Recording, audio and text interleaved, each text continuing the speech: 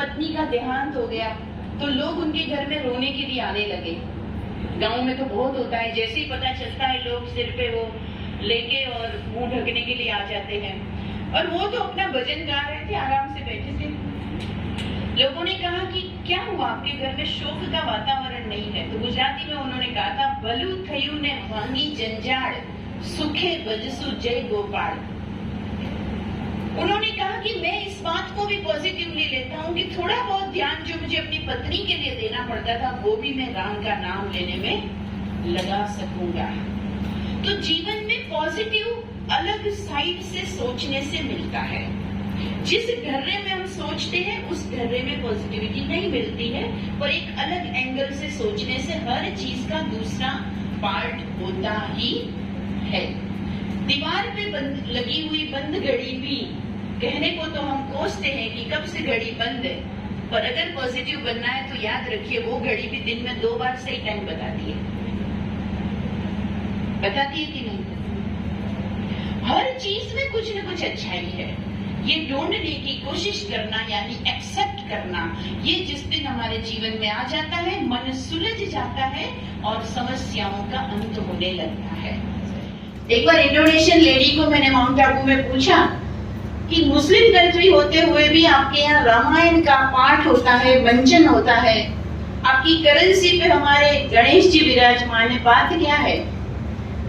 तो उन्होंने कहा कि देश भले दूसरा है, धर्म भले बदला है, लेकिन हमने अपनी संस्कृति को नहीं भूला है, क्योंकि आखिर तो यहीं से निकले हुए सारी दुनिया में फैले हुए हमारे ही भारत के वंशज है।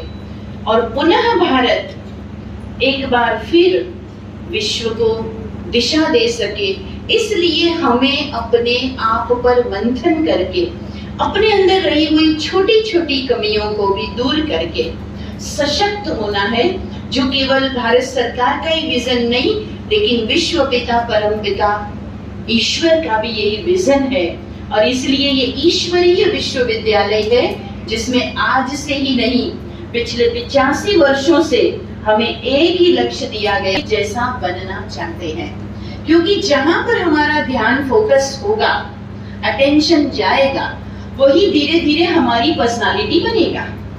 मनोविज्ञान में भी कहा गया है, किसी चीज को आप लगातार केवल देखते रहेंगे एकाग्रता से, तब भी उस चीज के जो गुण है वो आपके अंदर आएंगे।